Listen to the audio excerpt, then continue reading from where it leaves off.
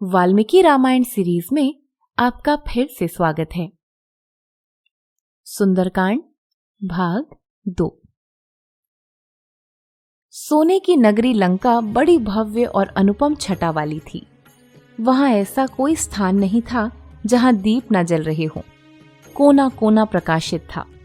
सुंदर पथों पर राक्षसगण सोए पड़े थे। सभी मदिरा पीकर निश्चिंत थे। लंका में किसी शत्रु का प्रवेश तो उनकी समझ में नितांत असंभव था।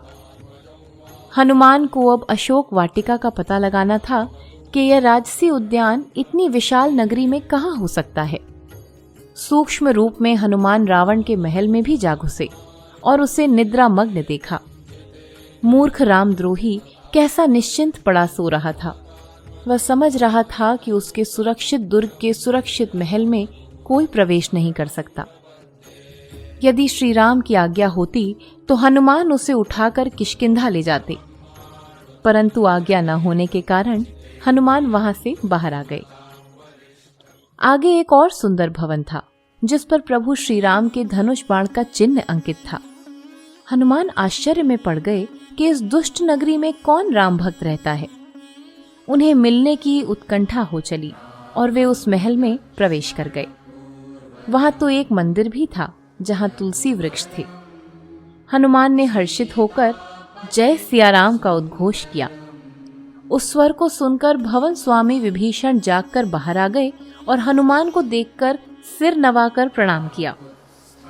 लंका में साधु पुरुष का होना आश्चर्य का विषय था। हनुमान का परिचय पाकर विभीषण बड़े प्रसन्न हुए और हनुमान को हृदय से लगाकर श्री राम का गुणगान करने लगे। हनुमान भाव विभोर होकर वहीं बैठ गए। राम गुण सुनना उन्हें अत्यंत प्रिय था।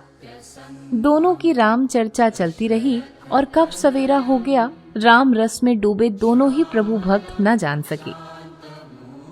हनुमान को विभीषण ने अशोक वाटिका की दिशा व दूरी बताते हुए कहा, रावण प्रतिदिन प्रातः अशोक वाटिका जाकर माता सीता को मानसिक त्रास देता है। उन पर अपनी पटरानी बनने का दबाव डालता है और उन्हें तरह तरह से भयभीत करता है। मैं उसे समझाता हूं तो वह मुझ पर भी क्रोध करता है। हनुमान ने विभीषण को सांत्वना देते हुए कहा कि प्रभु श्री राम शीघ्र ही उस अहंकारी रावण के कुकृत्यों का दंड देने आएंगे। वहां से अनुमति लेकर हनुमान शीघ्र ही अशोक वाटिका की ओर चल पड़े। वे अपने सूक्ष्म रूप में वहां पहुंच गए जहां माता सीता अशोक वृक्ष के नीचे बहुत सी भयानक राक्षसियों के बीच घिरी हुई शोकामग्न बैठी थीं। श्री का सौंदर्य श्रीहीन हो गया था। अशोक वाटिका बड़ी सुंदर थी। भांति भांति के वृक्ष और उन पर रसीले फल लगे थे। चारों ओर अनेक राक्षस पहरा दे रहे थे। हनुमान उस वृक्ष पर बैठे थे जिसके नीचे माता सीता बैठी थीं। कुछ राक्षसियां उन्हें कठोर शब्दों में समझा रही थीं कि महाराज आने वाले होंगे, अतः रोज रोज की झिकझिक सुनने और रोने से अच्छा उनका प्रस्ताव मान लेना है। माता सीता रोने लगी। तभी वहां रावण आ गया जिसके साथ मंदोदरी और अन्य बहुत सी सुंदरियां थीं।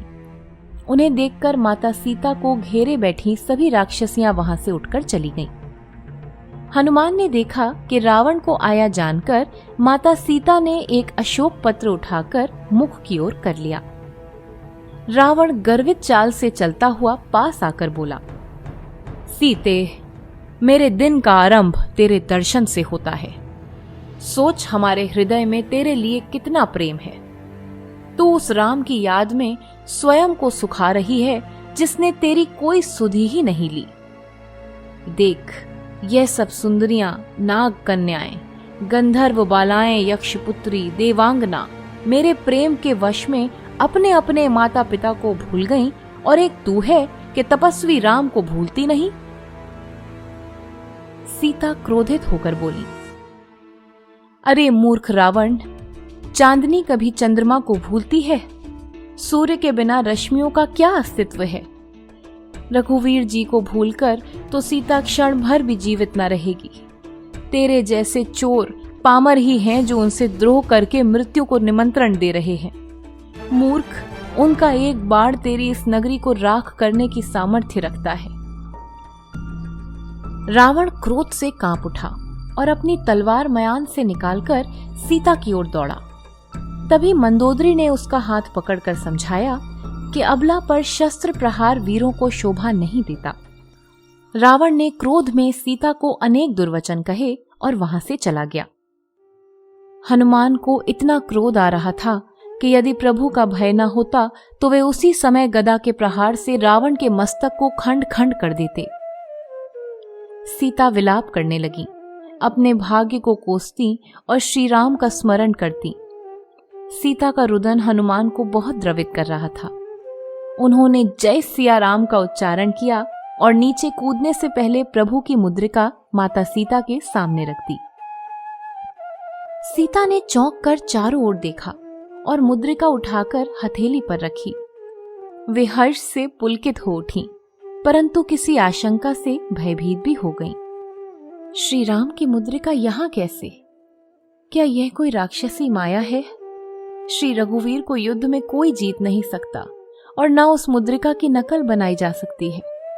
निश्चय ही अब श्री राम ने उनकी सुध ले ली है। वे बड़े ही प्रणय भाव से मुद्रिका के साथ वार्ता करने लगी। यह देखकर हनुमान ने श्री राम के गुणों का बखान आरंभ कर दिया तो सीता विषाद मुक्त होकर कहने लगी, हे रघुवीर के जीवन दायिनी कथा कहने वाले, मेरे सामने आकर मेरा विषाद दूर करो। हनुमान तत्काल वृक्ष से उतरकर उनके सामने पहुंच गए और उन्हें शीश नवाकर प्रणाम करने के पश्चात अपना परिचय दिया। सीता भाव विभोर हो उठी और सजल नेत्रों से हनुमान को आशीर्वाद दिया। जब हनुमान ने उन्हें राम और सुग्रीव की मित्रता, बाली वध सहित सारा वृतांत कहा तो वे आश्वस्त हो गईं। फिर वे श्री राम के प्रति अनुराग प्रकट करते हुए बोली, क्या प्रभु कभी मेरा स्मरण करते हैं हनुमान? क्या उन करुणा सागर को सीता पर दया नहीं आती? हनुमान ने कहा, वह कौन सा क्षण है माता जिसमें प्रभु आपका स्मरण नहीं करते? समस्त जीवों पर दया करने वाले प्रभु श्री राम कैसे आपको विस्मृत कर सकते हैं? हे माते, प्रभु ने मुझसे चलते समय आपके लिए संदेश दिया था कि तुम्हारे वियोग में मेरे लिए सभी पदार्थ प्रतिकूल हो गए हैं। अब चंद्रमा की शीतलता भी सूर्य के प्रचंड ताप के समान लगती है। सीता का मन अपने प्रियतम का संदेश पाकर मुदित हो गया। हनुमान को अब भूख लगने लगी थी और उनका कार्य भी सिद्ध हो गया था। उन्होंने सोचा, इसी प्रसन्नता में अब प्रभु की महिमा का कुछ प्रदर्शन तो किया ही जाना चाहिए। वे माता सीता से आज्ञा लेकर फल खाने के लिए पेड़ पर चढ़ गए और अपने स्वभाव के अनुसार वृक्ष को हिला डाला, जिससे सारे फल भूमि पर गिर पड़े। वे दूसरे तीसरे सभी वृक्षों के साथ यही खेल खेलने लगे। यह देखकर प्रहरी राक्षसों में अफरा तफरी मच गई। कोई चीखा, अरे ये वानर लंका में कहां से आ गया? यह तो वाटिका का विध्वंस किए दे रहा है। पकड़ो, मारो।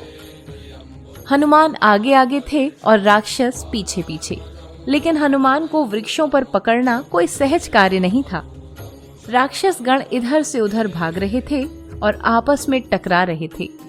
एक प्रहरी यह समाचार लेकर दरबार की ओर दौड़ा।